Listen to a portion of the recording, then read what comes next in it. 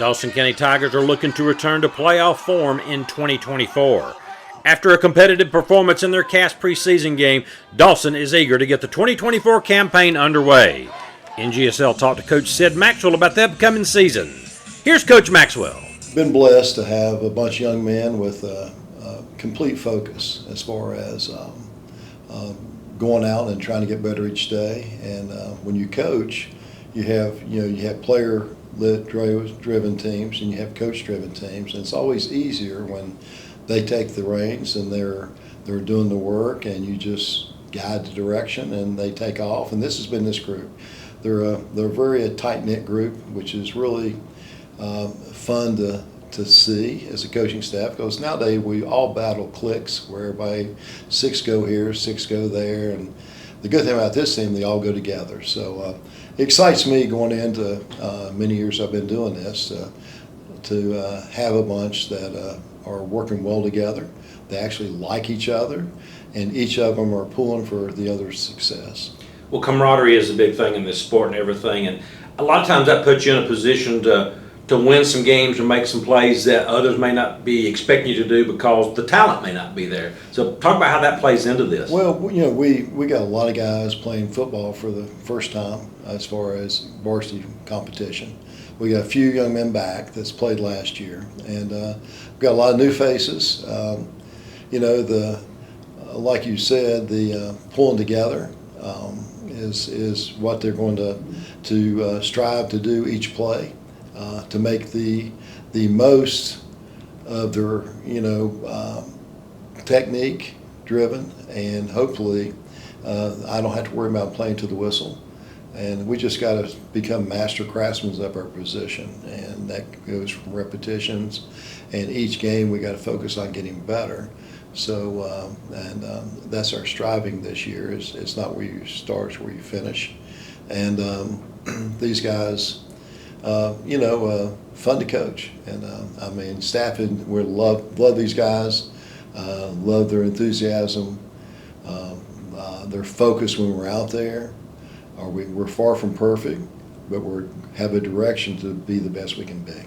Talk about some of the players. I know, of course, always graduation losses always take a toll, but I'm sure there's players stepping up in there, and if I look at quarterback Preston, he's got a year of reps behind him there. Talk about some of the skill players that you're with. We have Preston back. He's one of the guys that does have experience, and he's got his biggest strength is he can run the football. He can throw it well enough, but today's society, if you got to be able to do at least 2 things at quarterback, if you're in a spread, and you have to throw it really, really well, or run it well and throw it, and he can do both of those. Again, obviously he's got a great first step speed, and we got a young offensive line, so he knows that his mobility becomes a positive for us. Other returning players that expect to be key? Well, Davis Glass he played some quarterback last year, but he's been there at that spot for a couple of years, but he actually took on a role being more of a H-back. He's really just grown into his body, and he's been more of the H-back on offense and turn around and playing defensive end on defense. And I've really been impressed with his attitude and his role for the team, which is exciting to see him say, hey, this is where you need me, this is what I'm going to do. Again, these guys, all of them work hard. They all are focused, even from the 12th grade to the 9th grade. They're on time, and it's just, like I said, it's been fun. We've been trying to battle the heat, going in the mornings a lot just so we can get in pads, because we didn't do spring football because most of my guys are multi-sport. Then this summer we didn't try to do a lot of the contact stuff because most of them were playing baseball too, and I want the kids to have a summer. So we're a little bit behind right now because I hadn't focused. We've been in pads. We were in pads 4 days before we played North Forsyth, and now we've been in pads 8 days before we played Cass.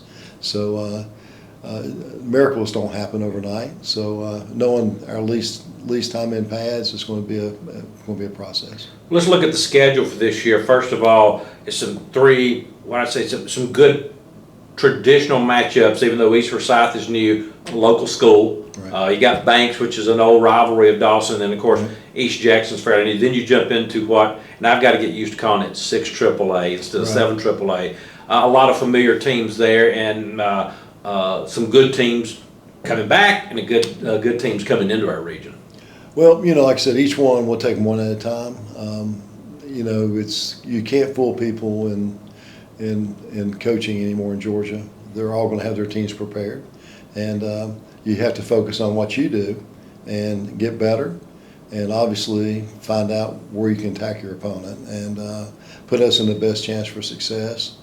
And making sure it comes down to fundamentals. Whatever you do comes down to fundamentals, and the better team that can keep on winning can execute those fundamentals, play after play after play, and stay within the system. Don't look too far ahead, but I want to get your thoughts on the changes in the new state playoff format.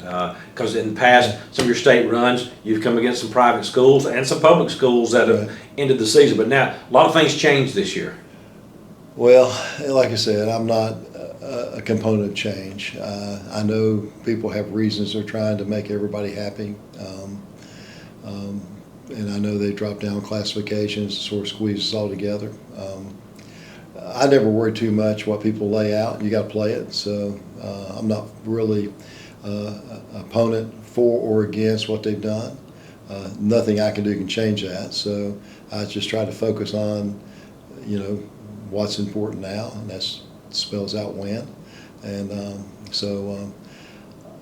is it what I really like to see? Obviously, probably me and all the other people that coach, no. But like anything else, the powers that be are going to do what the powers that be do.